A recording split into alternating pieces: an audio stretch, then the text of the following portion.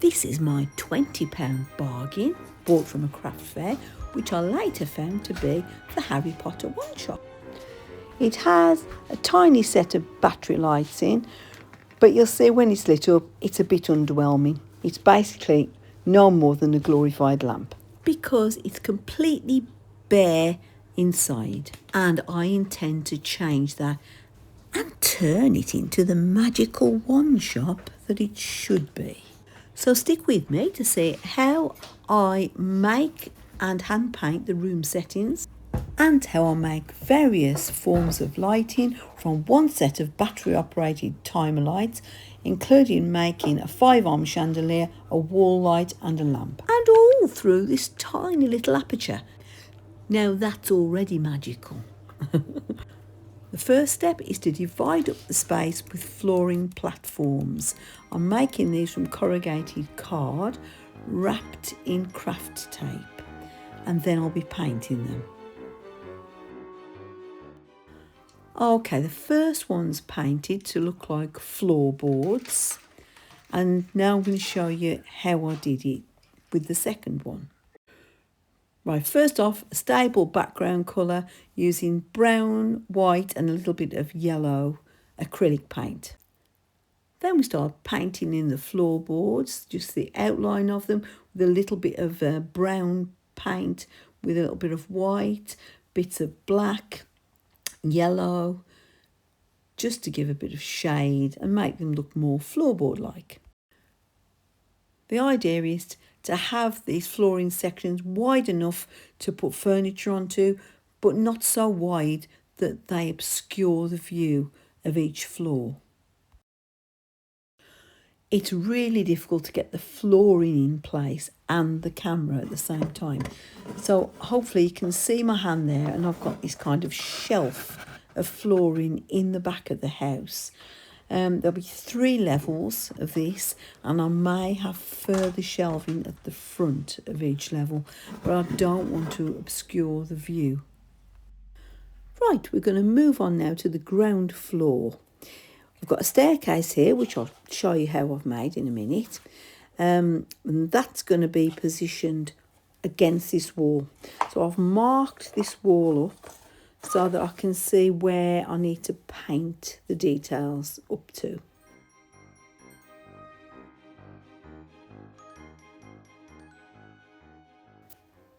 Then I'm going to start painting in some of the wooden boarding details and the shelving.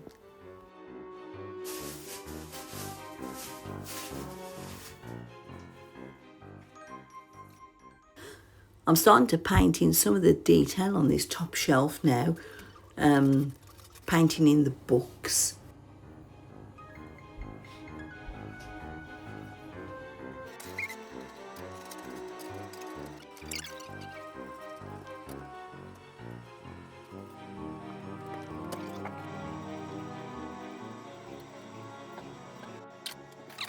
Right, you can get a bit better look of what I've been painting now.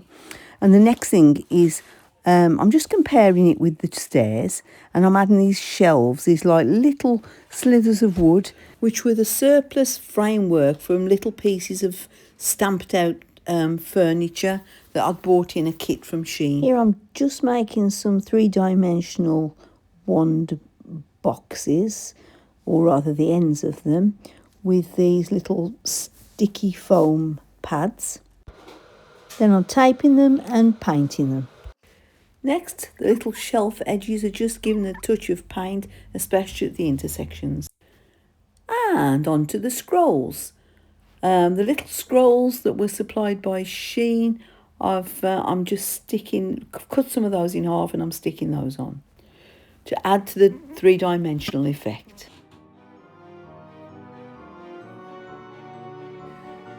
And I'm adding a couple more shelves, including the wooden edging, and adding 3-dimensional items.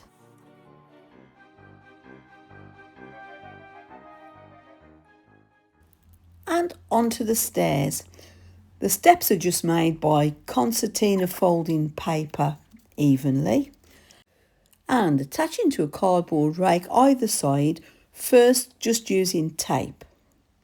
to position. That's the rake of the stairs. Then it's a case of just attaching your actual stairs with the tape first, so you can alter them and manoeuvre them about to fit. I've got extra stairs left over here, but that's okay. I know the rake is right, so I'll just trim off the extra steps after. And now I'm just going to add some little bits of glue just to secure it properly. And then the same with the second side. Exactly the same process, tape and glue.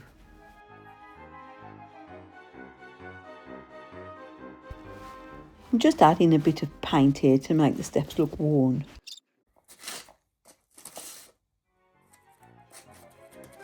Just to make it more stable. And now we can get on with painting in the details.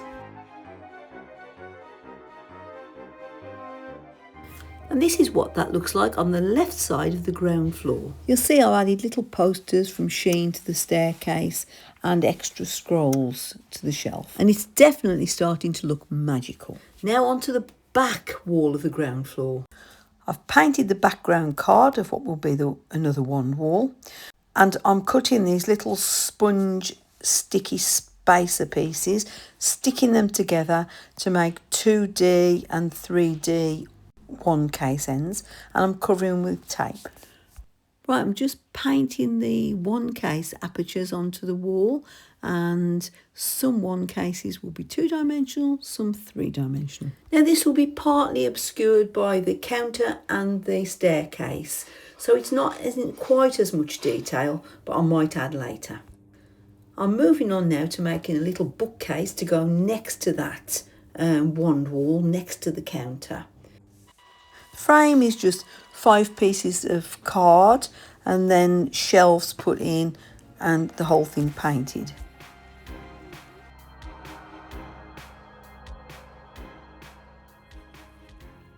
Right, I've fitted this because I want to have some concealed lighting in here.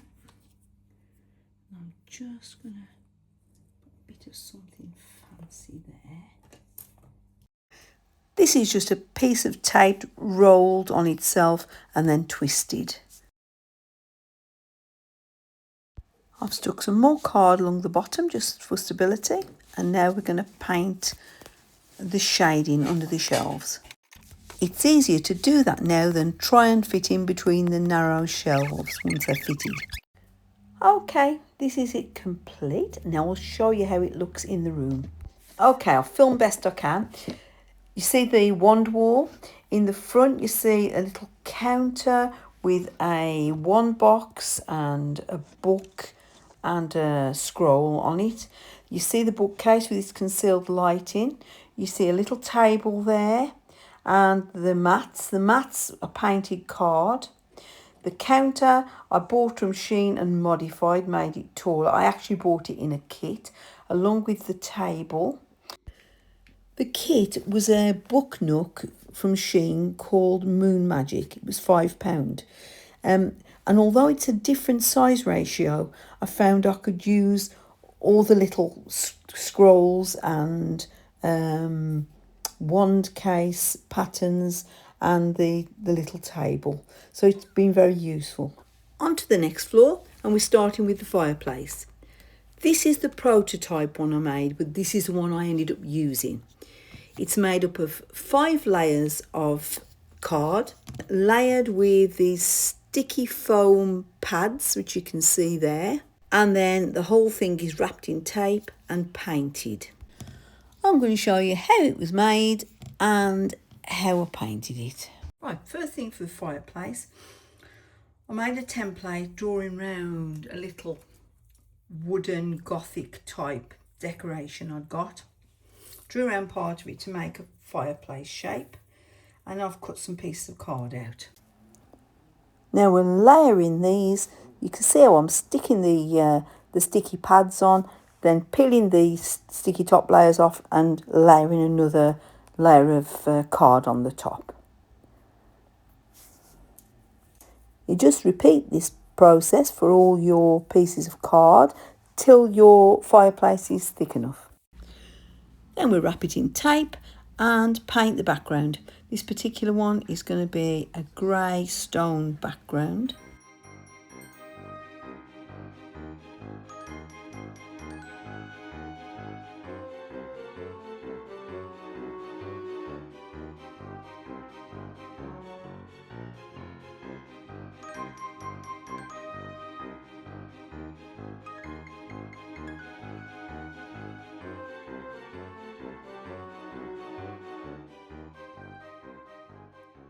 Right, I'm going to be painting the back wall on the second floor, and I'm going to be positioning the fireplace on that. So I'll do that now. I've marked it up on here where it's going to stand approximately, so that I can paint all around it.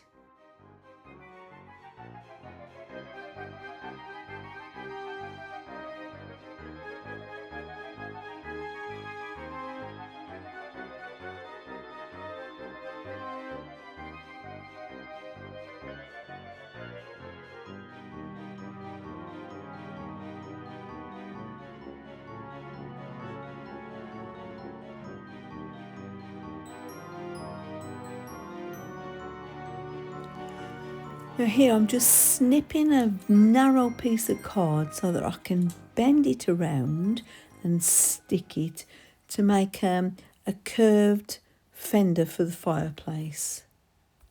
The snips allow you to naturally overlap those little flaps to cause a curve.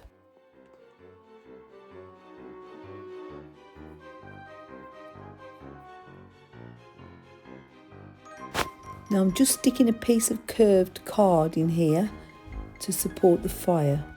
This is an offcut of adhesive black architriving, foam architriving I bought from Shein for something else. And I just found that the edge of it fitted nicely as a fender.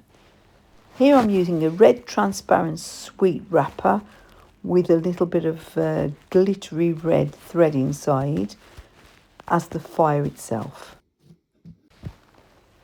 And then I'll be fixing this cupboard to the wall rather than the floor so that I can take the floor out. This is how it all looks in situ, and to the left you'll see the wall light I created and the little sconce with beads and a card and of course the lighting. And there at the end you see the cupboard has now got a few little items inside it. The chandelier has been knocked out of shape, unfortunately, just temporarily by my camera. But I'm sure you can get a good idea of how it looks. Right, the lighting. I'm using a single battery pack on it, which is on a timer, and it's 3 meters. I'm coming in through the top window there, in through the top, and then I'm going to trace it through around the back wall here. Showing you on camera is difficult, and the easiest way to show you is with a diagram. So it's come in through the top window, around the perimeter of the ceiling, and down that far corner onto this floor platform. Then it's come across down through this floor platform to form the chandelier, which is basically a series of 5 loops with a light at each end, each fold of the loop. So you come down and there's a light there, back, and there's a light there, back, and basically it's 5 of those loops. So 5 lights. When you get back to the top there, you thread a thread through it, cotton or wire, and you tie it off, wrap the cotton around this bit as well, tie it off. And as you thread it through there, I've actually put a flat, like a flat washer if you like. It's a type of bead before I formed the light fitting. Then once you've formed your 5-arm chandelier, I'm going to show you that now. You go back up through the floor and across to there. But let me show you what I did with the chandelier first. Now, creating this in situ in a very narrow space is difficult. So I made a prototype first on the end of the lights. So I'm going to show you that because it's much easier for you to see. Right, so to start, the light comes in through this little washer here. And then we start making the 5 loops. Then we need to thread some thread or wire through the top loops, as you see here. I'm trying a wire on this one. Right, I'm going to show you me fitting it in situ. Camera's on the outside of the house and the house is lying on its back. And I'm basically doing this one-handed.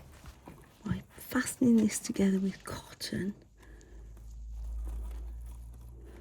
I managed to get my other hand partly in, enough to tie off the cotton. But they're not going to be all twisted together in a fancy fashion because it's not going to be possible, but not bad.